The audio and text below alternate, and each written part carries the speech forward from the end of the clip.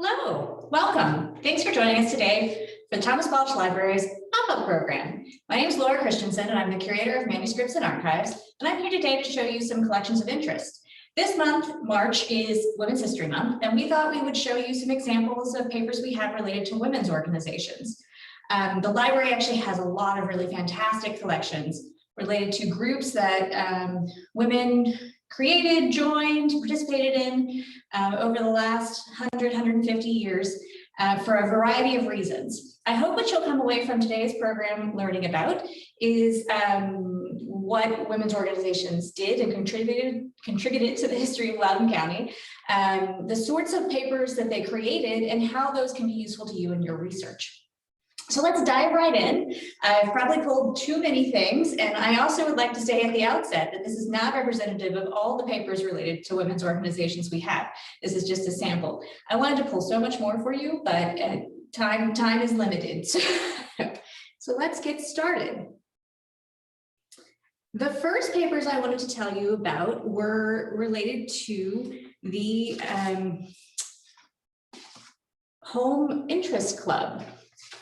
So the Home Interest Club was founded in the fall of 1903 by a group of women near Lincoln. Many of the women in the club were members of the Society of Friends, or as you may know it, a Quaker religion. The club was founded to benefit the home by making housekeeping easier and exchanging recipes, and to discuss all topics tending to elevate and improve the home. So this is a major key aspect of many women's groups we see, is gathering to discuss a common interest or need. So the point of the Home Interest Club was to collect recipes, and I'm gonna share my screen here so you can see a close-up of some of their recipes. Bear with me.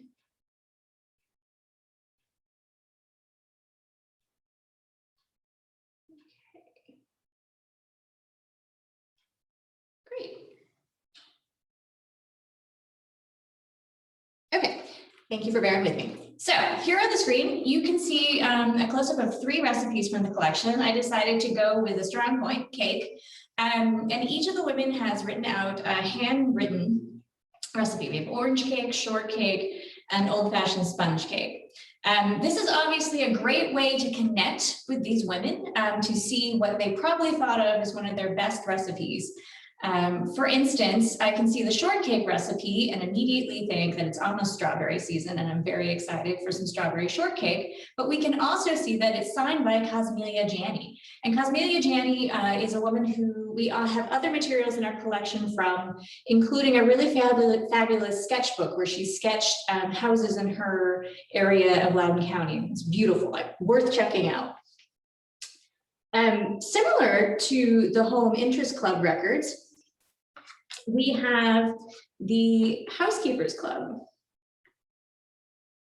And here you see a history of the Housekeepers Club from our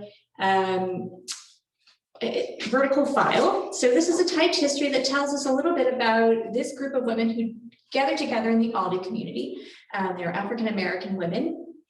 And what they decided to do in 1914 was to gather together and sort of support each other in their mutual efforts. One thing that I love about this history is the idea that by working together, all things are possible. So a theme we see across women's club collections is not only gathering for a common interest, but also gathering for a group action, collective action, if you will. You have to love their encouraging words at the bottom of the second page here. If we can help somebody as we pass along, if we can cheer somebody with a word of song, if we can tell somebody they are traveling wrong, then our living will not be in vain. So helping people as they can. It's a pretty good goal to have.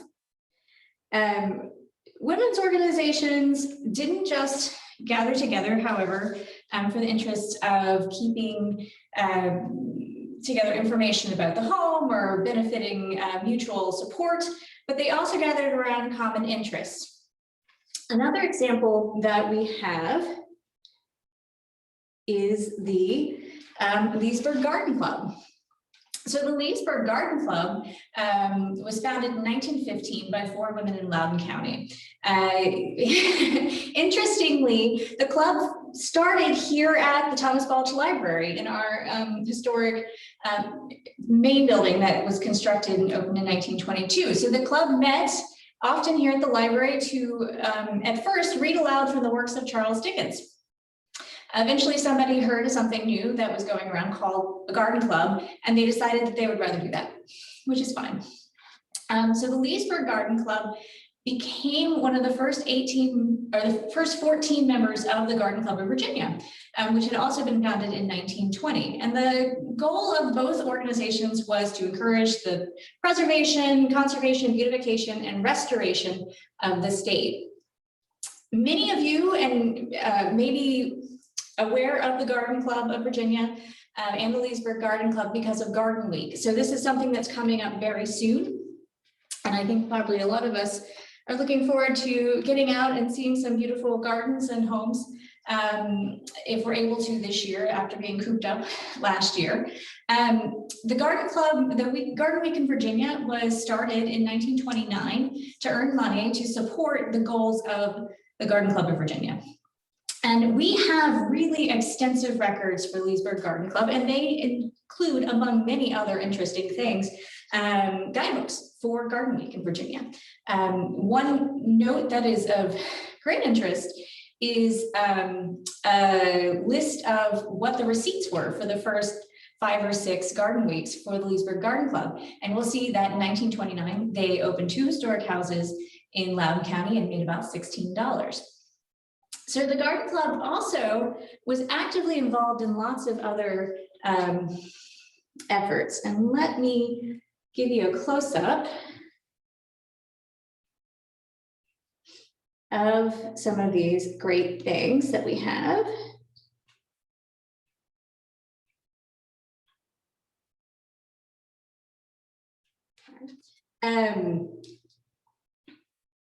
Including the garden pamphlets for Garden Week that I mentioned. These are some from the 50s that had a lovely green theme. Thinking green as stuff starts to green up outside. And then we also have things like Follow the Green Arrow, which is a history of the Garden Club that was published in 1970. And we can see a little blurb about the Leesburg Garden Club getting started here in the book. They mentioned that there was only one direction you could get out of Leesburg at that time in 1915, where you didn't have to pay a toll. And some other interesting commentary there you can see.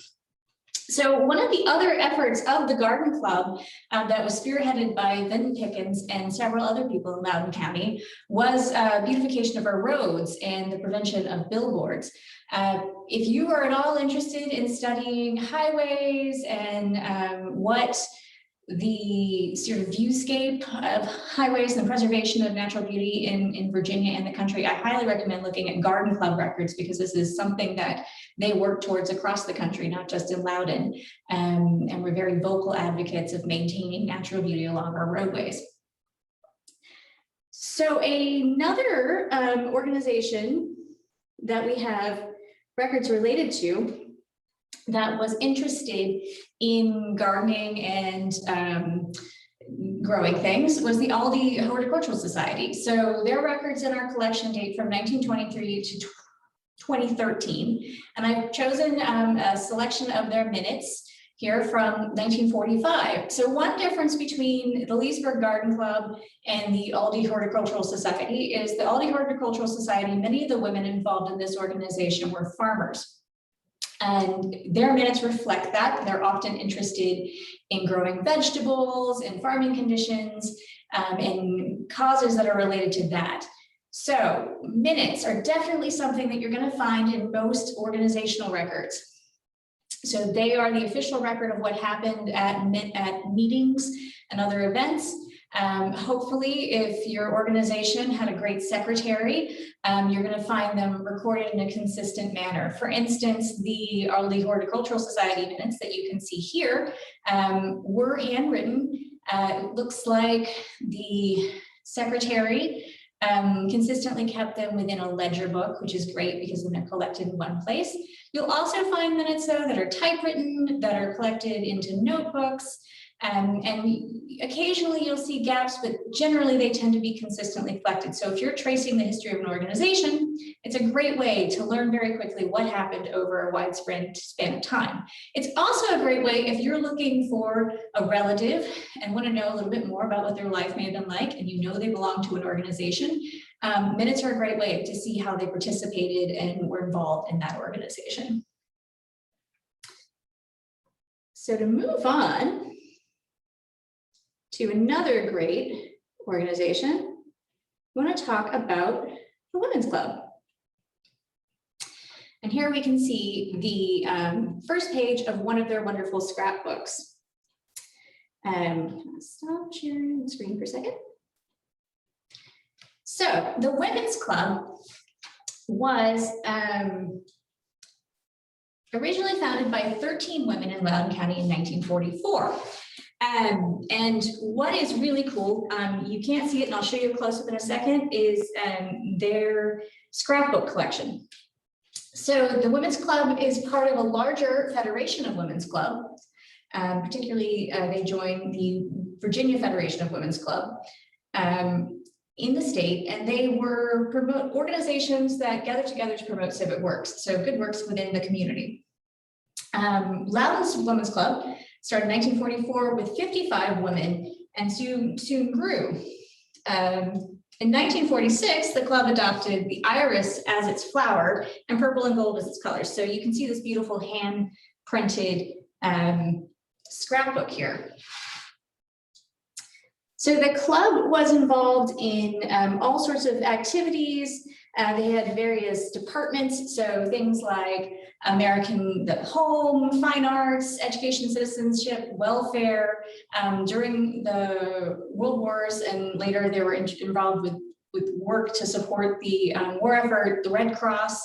But they were also heavily involved in supporting the arts. And to do this, they organized a lot of different fundraising activities, including things like card parties and fashion shows, bake sales, all to fund their projects. So the Women's Club of Loudoun is not the only women's club. We also have records related to the Percival's Women's Club, the Round Hill Women's Club, and the Sterling Park Women's Club committee to create the library there. And let me just show you, as promised, a close-up of this lovely scrapbook.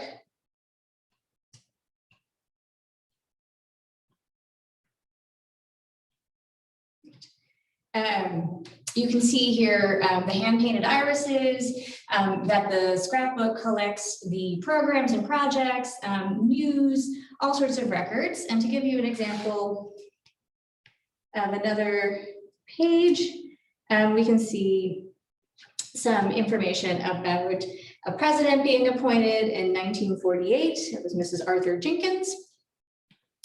And Mrs. Arthur Jenkins here highlights another aspect of women's club records that can be very helpful if you're doing genealogical research. Women are often very difficult to find information about. In fact, when writing guides, one issue we encounter is that often women are only referred to as Mrs., their husband's name, so Mrs. Arthur Jenkins, and their maiden names are not given, making them difficult to trace. Many libraries and organizations are working now to identify more clearly women by their given name as opposed to their married name, to help make genealogical and other research easier to trace women across time. Women's records can provide a great way to do that, giving more access points, more data, and collecting information throughout a woman's life other than just when she was born, married, and died, which is fantastic. They also give us insight into their roles as leaders and into their efforts within their community. So the Women's Club records, fantastic resource in terms of women who are involved in civics efforts in Loudoun County. Highly recommend taking a look at their collections. So we also mentioned women's organizations as groups that gather together around common interests. So one organization that I think is very interesting is the Sesame Club. So the Sesame Club is an ongoing organization, and we have the records from 1932 up through the present, and it says 2008, but these records do get added to regularly, and I need to update that date. So 9 women in Western Loudoun County in 1932 decided their lives needed enrichment. So they wanted to continue being lifelong learners. They organized a club called the Sesame Club, and their constitution declared that the purpose of the club was to study history, sociology, art, and literature for the cultural improvement of members. So between 1932 and the present, they have gathered together, and each year they have a program. And within the program, they produce papers. And the papers are presented by members for the club's information. So the topics that they have tackled have been wide and varied. Everything from history and culture in countries, literature, fashion, music, art, and all sorts of interests, but also things that are of interest to the people at that time. So topics. One that I pulled out, I'll show you here, is the program from 1933. There we are, where they decided to explore the history of Russia. And obviously, 1933, you get into things like the Red Scare was starting, going on in the United States. People were very concerned about communism. The women of the Sesame Club decided to dive in and explore the history of Russia, its current state of affairs, and things that were going on, which is very interesting. So the Sesame Club provided an opportunity not only to enrich ourselves as the club members did, but to kind of see their time through the lens of this research, which is, I think, really cool to be able to do.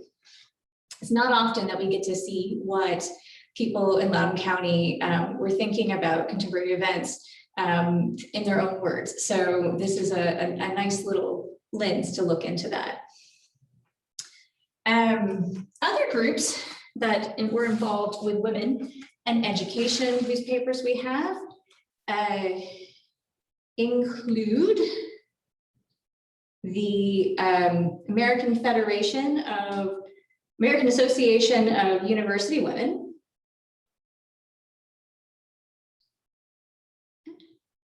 meeting controls are hiding from me. Hold on. Okay.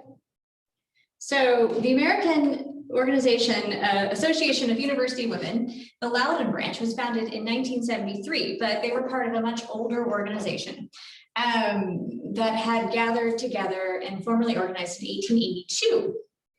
So the Virginia branch approached Karen Jones of Loudoun County in 1973 to establish a Loudoun County branch. She gathered 26 women who founded the organization in the Leesburg area, and later became the Loudoun branch.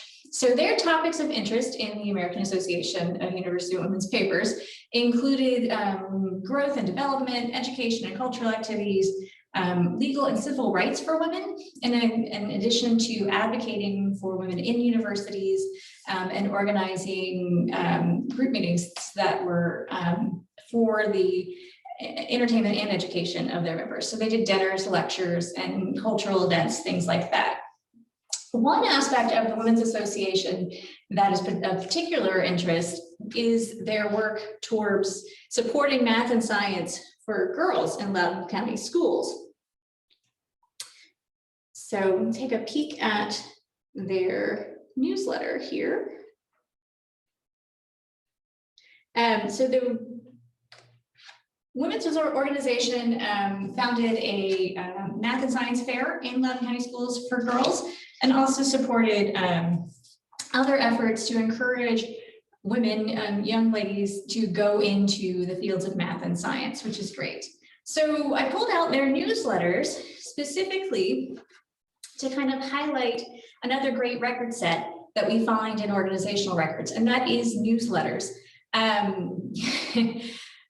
My hat is off to anyone who is a member of an organization of any kind and is the editor of that newsletter, because it's a labor of love that is difficult to keep up. But the American Association of University Women Loudoun branch did a great job of combining all the things that we want to find in a newsletter. So we get local news and events, what the organization is doing, new membership, and then we get their approach to national events. So they included information about the larger organization they were part of and blended it with local news. So newsletters, again, are great sources of information for what organizations were doing. When members joined who were new, it may give you some information about the members, which is great. And you can also see where they fit into the bigger picture of a national story of their organization. Another organization we have that sort of reflects women who are in a similar role is the Zanta Club records. So the Zanta Club, which I love because it has a great name, Zanta, was an organization of women who were involved in the business world or in other aspects of professional life. So they were a global organization of women executives and professionals that started around 1919. Our records are much more recent. They started in 1997 and go through 2007. So the Zanta organization advocated worldwide for the advancement of women through service initiatives, and also was a group that worked for justice and universal respect of human rights and fundamental freedoms. So they were basically a gathering of executives and professional women who worked towards various goals aimed at advancement of understanding of goodwill and peace, and also just promoting what they wanted to see in the world. So in Loudoun County, our organization started in 1997, kind of late from the Fairfax branch. And they were involved in projects that involved things like transitional housing, programs for Volunteers of America, interfaith relief, working with the Loudoun Community Free Clinic, and other sort of goals that were aimed at improving things both internationally, nationally, and locally. To kind of give you an example of some materials we have from the Zanta Club, we have the invitation to their chartering celebration.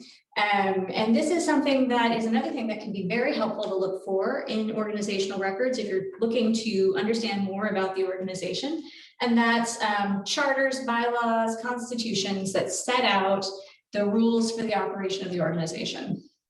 It's not often that we have the invitation to the signing of a charter, but this was pretty cool.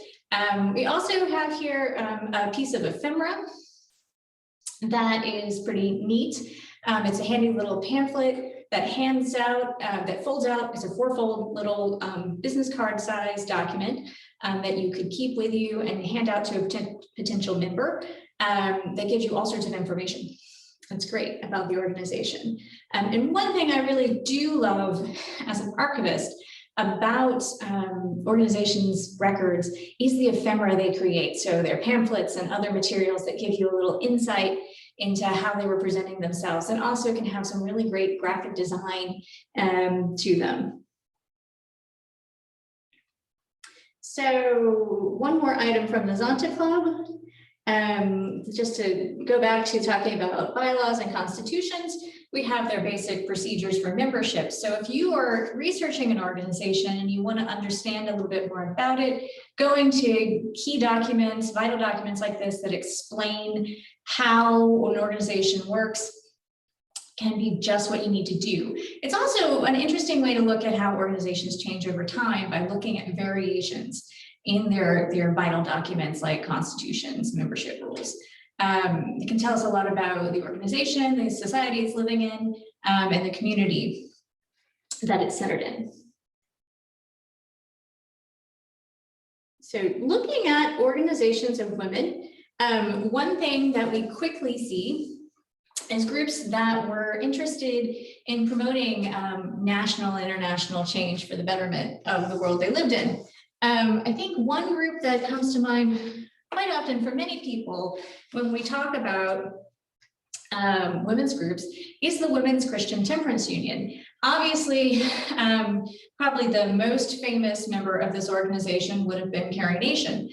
So the WCTU, as we're going to call it, was founded in 1878 in Cleveland, Ohio. And they had many local chapters.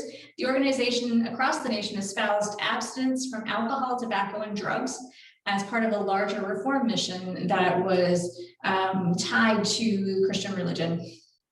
So Loudoun County was home to several WCTU unions, as their chapters were called. The Lincoln WCTU chapter, which is where most of our papers come from, was founded in 1878 and was actually one of the first unions in Virginia. There were also unions in Hamilton in 1894 and in Purcellville in 1913. So all of the clubs worked against alcoholism and generally alcohol in life, and they promoted temperance to children largely in Loudoun County.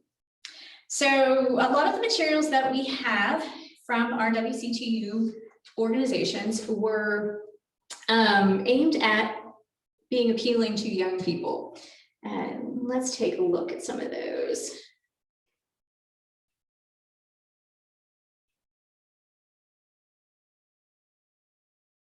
So here we can see a program that was probably handed out, looks like at a Sunday school temperance rally, showing the rainbow pledge or a promise that the WCTU was asking people to take to abstain from alcohol. And then we also have a pledge card. So this is something that you would be asked if you were joining the WCTU to sign and solemnly promise to abstain from any distilled, fermented, or malt liquors, including wine, beers, and cider. So the WCTU was actively involved in passage of the of Prohibition and very involved during Prohibition in continuing to promote their abstinence from all things, not just alcohol. So one thought is, what did they do once Prohibition happened? They transferred their activities towards supporting abstinence from drugs and any other intoxicants that they disagreed with. One thing that I think is pretty neat that we have from the WCTU collection are financial records. And it might not be the first thing that you would go to when you're thinking about learning about an organization to go through their finances. Here we have checkbooks, which are pretty cool. And you can see the difference between what your checks look like today and what the checks used to look like. For instance, one thing you're going to notice immediately that's missing from these checks is a rounding number. And in fact, the top one doesn't have bank information, which is very interesting. Financial records can be great though, because they show us what an organization was doing, what they're buying and selling, local merchants that they interacted with, where their memberships dues were coming from, and they can kind of give us an idea about what their major goals were. So money talks, and if we see that an organization was spending a lot of money to say support one cause over another, it really quickly gives us an idea about what their main interests were. Financial records also, my hats were off to the secretary before, but hats off to treasurers, because if they're kept meticulously, they give us another window into who the members of an organization were, what its activities looked like, and how the organization was funded, which can all be very helpful in doing research. So, another organization in Loudoun that I'm going to guess a lot of you are probably familiar with is, in fact, the Ladies Board of the Loudoun Hospital. So, the Leesburg Hospital, what today we know of as Inova Loudoun Hospital, was originally located on Market Street in Leesburg. It was established in 1912 by Dr. Orr and Dr. Gibson. A ladies' board was organized the same year it was founded to provide volunteer supervision of housekeeping and to provide fundraising. So 40 women got together representing various areas of Loudoun County to support the hospital.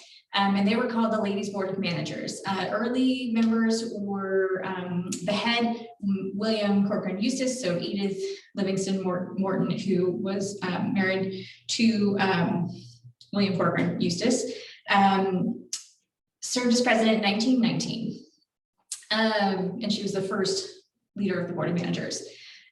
The Ladies Board changed its name to just the Ladies Board as opposed to the Ladies Board of Managers very quickly, and continued to not only oversee the housekeeping for the hospital, but also to oversee everything. So china, glassware, silver for the dining room, kitchen equipment, supplies for the beds, rooms, anything that needed doing, they would go out and fundraise for it. They also brought in other organizations such as the Leesburg Garden Club, who help them grow vegetables on the property of the hospital for feeding people in the hospital. It's a great effort to make sure that Loudoun County's hospital was run efficiently, effectively, and had what it needed. So in order to fundraise for projects, the Ladies Board needed a good fundraiser, so they decided to have a rummage sale. And the first of the rummage sales was held in 1938 at St. James Episcopal Church in Leesburg, that way I think, for which they raised $150. And this annual sale has been held ever since, with the exceptions of a few years, such as during the pandemic, now at either the 4-H grounds or at Morgan Park, most recently, here in Leesburg, and is a huge major fundraiser. 2010, for example, they made over $150,000 from it. What we have from the Ladies Board, in addition to their minutes and financial records and other great things, is scrapbooks. And the scrapbooks are fantastic. So I'm going to show you some pages from this lovely large green scrapbook that's a little bit fragile that I photographed earlier.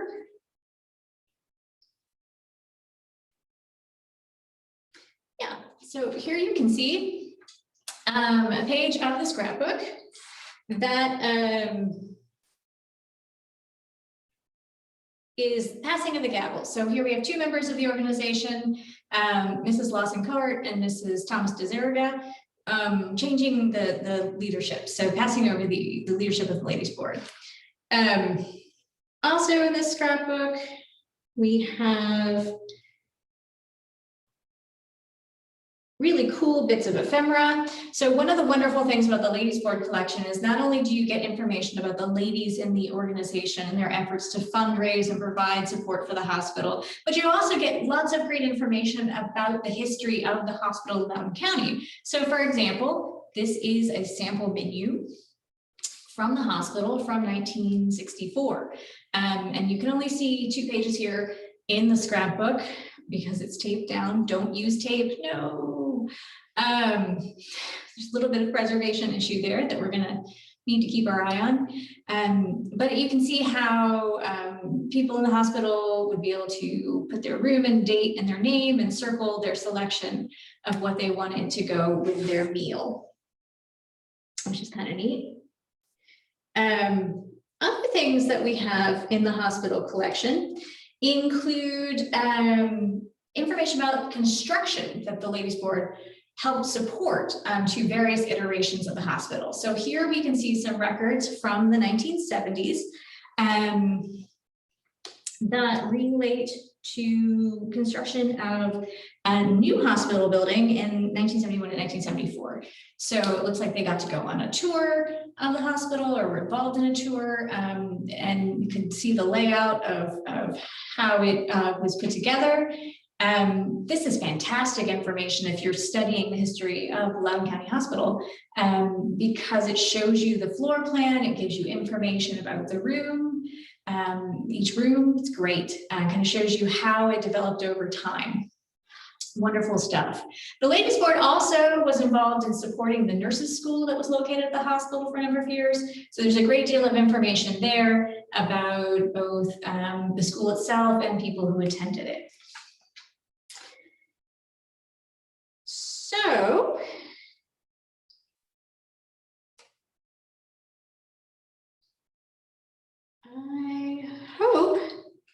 that you've got a little bit of a better idea about the types of records that you find in women's organizations papers here at the library. I would say that a thing that I left out for time, we also have so sororities and other organizations like that. We have organizations that are related to heritage, so things like the Daughters of the American Revolutions papers.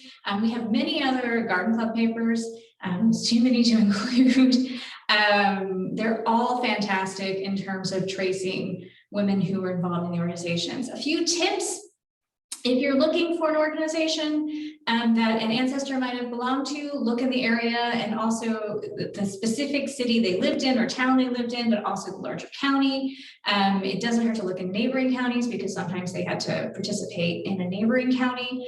Also, just remember, they may not be listed by their full name, so they're given name, you may have to look for their married name if they were married, and their name may change. One thing that is unfortunate is because many of these organizations lasted for, 100 years even in some cases. We don't have indexes to every member that you can search online. So you may have to, say, hey, I know that my great grandmother was really involved with cooking, or I found her name in this cookbook from the Home Interest Club. I wonder if I can find more information in their records, but you're not going to come across it with a web search. You may have to dig into the papers to kind of see if she was involved. Often you'll find that information too in newspapers. So you may come across in an obituary or in search for a name that somebody was involved in an activity with a certain club or organization, and that can open up a world of information for you. Another thing that you can dig into on our website today, if you're interested, is our Pathfinder, which you can see a sample of here. So this is our Women's History Pathfinder. If you go to our website, let's get ambitious and see if it'll go.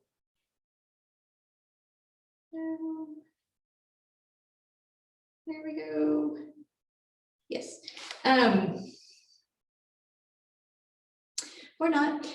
So if you go to our website, you'll find this listed under book indices and guides with a number of other great Pathfinders. And what it lists is a variety of great jumping off points for research if you're looking to learn more about women in Loudoun County history. So this first page has published materials. You'll find archival materials. You'll find materials in our unpublished papers and vertical files, all listed out here as a starting place. It's not comprehensive and does not have everything we have about women's history, but it's a great place to start. A quick word just about researching at the library in case any of these materials have inspired you to explore further. So the library is open currently. However, due to COVID-19, we're only open by appointment on Tuesdays and Thursdays. We have two windows still, 10 a.m. to 12 p.m., 1 p.m. to 3 p.m. On those 2 days. You have to have an appointment and it has to be made more than 48 hours in advance. It's easy to make an appointment. You can go to our website and just click on the research appointment button that you'll see there and fill out the form. Or you can give us a call if you have questions. We also will find a research request form. If you just want to find out more information without necessarily coming in, we're happy to do that. And also keep an eye on our social media accounts, Facebook, Twitter, and Instagram. We're posting all sorts of interesting materials, including for Women's History Month. A lot to find out. And I have run through this presentation as quickly as I possibly can for time. But if you have questions about anything you saw today, or if I've inspired you to learn more, please feel free to email us. The best place to do that is balchlib@leesburgva.org, BALCHLIB @leesburgva.org. I hope you're ready to dive in and explore some more information about women's groups. And I hope you enjoyed this pop-up program. As I said, this is the first of what we hope to be offer in mini programs related to all sorts of topics, not only wonderful archival collections that we'll highlight, but also genealogical research. We have some historical talks coming up. Just keep your eye open. These are not programs that were regularly scheduled, but we're adding them in just to keep ourselves out there and to keep you interested. So please look us up, and I hope you have a great day. Thanks so much.